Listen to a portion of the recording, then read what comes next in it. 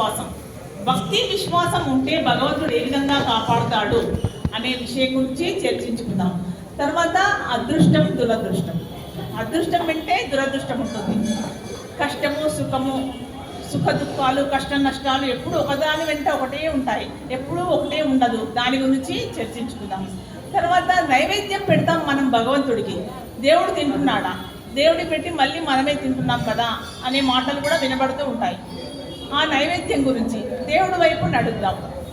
చిన్న చిన్న టాపిక్స్ ఒక 3-4 చెప్తున్నాను కాబట్టి నా ప్రసంగం ఎప్పుడు ముగుస్తుందో మీకు తెలియాలి అంటే చివరికి జై శ్రీరామ్ అన్నప్పుడు నా ప్రసంగం ముగుస్తుందండి. మొదటిది భక్తి విశ్వాసం. మొదటి టాపిక్లోకి వెళ్దాం. ఒక ధనవంతుడు ఉండేవాడు. ఆ ధనవంతుడు చాలా సరదాగా అన్ని సరదా పనులు చేసుకుంటూ షికార్లు తిరుగుతూ ఉండేవాడు. అతనికి ఏమనిపించిందంటే ఒక రోజున అతనికి గజ ఈతగాడిలాగా సముద్రంలో కూడా ఈత కొట్టడం వచ్చు. ఆయన ఏం చేశాడంటే పడవ నడిపే మనిషి కూడా లేకుండా నేనే పడవ తీసుకుని సముద్రంలో షికారుకు వెళ్ళాలి అనుకుంటాడు. అనుకున్నదే తడవుగా వెంటనే పడవ తీసుకొని సముద్రంలో షికారుకు వెళ్తాడు. కొంత దూరం వెళ్ళాడో లేడో సముద్రంలో తుఫాన్ ప్రారంభమవుతుంది. తుఫాను తీవ్రతరం అవుతుంది. తుఫాన్ తీవ్రతరమై అతని పడవ అతలాకుతలం అయిపోతుంది. ఏమీ చేయడానికి వీలు కాకుండా ఆ పడవ మొత్తం ధ్వంసం అయిపోతుంది. అతనికి ఈత వచ్చు కాబట్టి సముద్రంలోకి దూకేస్తాడు. లైఫ్ జాకెట్ పెట్టుకుంటాడు. లైఫ్ జాకెట్ ఉండడం వల్ల సముద్రంలోకి దూకేస్తాడు. దూకేసి అలా నీళ్ళతో తేలుతూ తుఫాను శాంతించే వరకు నీటితో తేలుతూ ఒక చిన్న ద్వీపానికి చేరుకుంటాడు. ఆ ద్వీపంలో అసలు నిర్జన ద్వీపం, ఎవరూ మనుషులు ఉండరు, నిర్మానుష్యంగా ఉంటుంది. ఎక్కడ చూసినా ఎవ్వరు కనిపించరు. ఎక్కడ చూసినా సముద్రమే కనిపిస్తుంది. అతను చాలా బాధపడతాడు. నేను ఎప్పటికీ ఎవరికి ఏమీ హాని చేయలేదు, ఎవరికి అపకారం చేయలేదు, నేను ఇట్లా ఒక్కడనే వచ్చి ద్వీపంలో చిక్కుకొని పోయాను, దేవుడు ఎందుకు నన్ను ఇలా చేశాను అని బాధపడతాడు. ఆ ద్వీపంలోనే ఒంటరిగా ఉండడానికి పూనుకుంటాడు. ఇంకా మనిషి అన్నప్పుడు ఆకలి అవుతుంది కాబట్టి ఆ ద్వీపంలో చెట్లకు పెరిగిన కాయలు పండ్లు తినుకుంటూ జీవితం సాగిస్తూ ఉంటాడు. కొంతకాలం తర్వాత ఏమవుతుందంటే అతనిలో నెమ్మదిగా ఆశలన్నీ నీరు గారిపోవడం ప్రారంభమవుతాయి. ఎంతకాలం ఇలా ఉండాలని. కానీ భగవంతుడి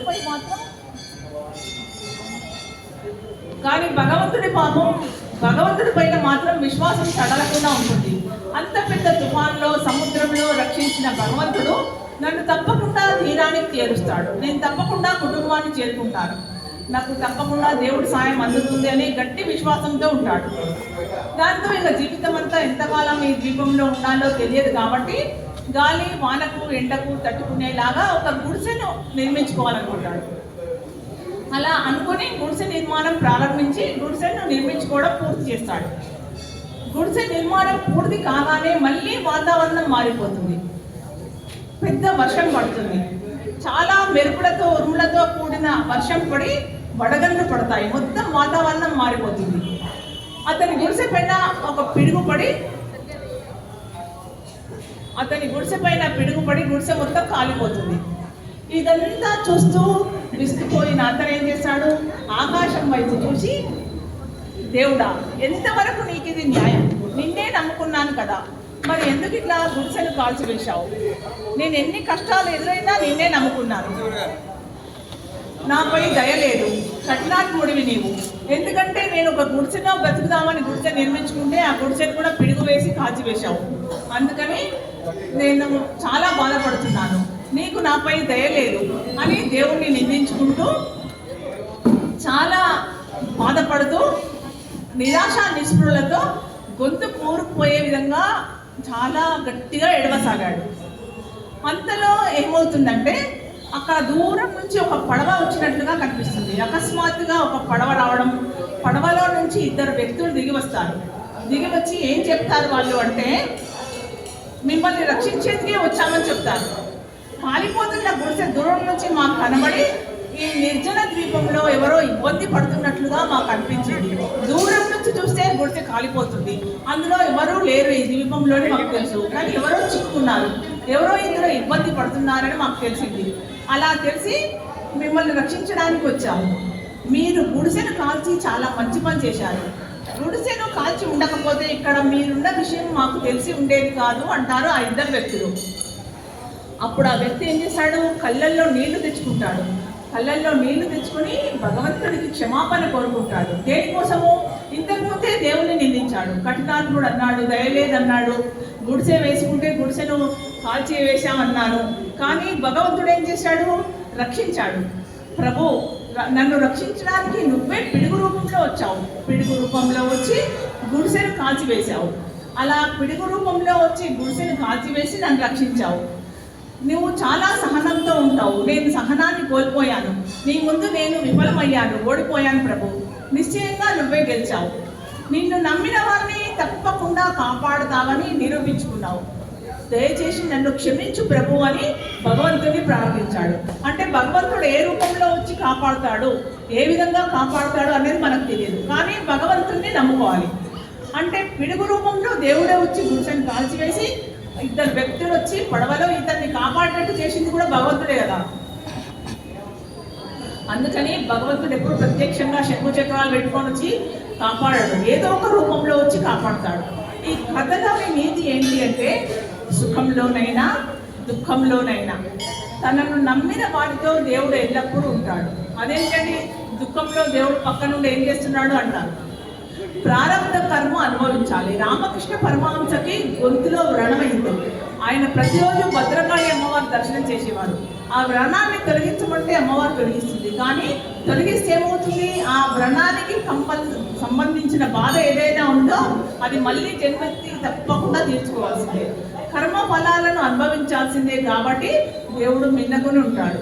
కర్మ చేసే దానికి ప్రతిఫలం తప్పకుండా ఉంటుంది. సహనం కోల్పోయినప్పుడు ఏమవుతుంది, చాలా కష్టాల పాలై అనారోగ్యం పాలైనప్పుడు మనిషికి ఏమవుతుంది, కోపం వస్తుంది.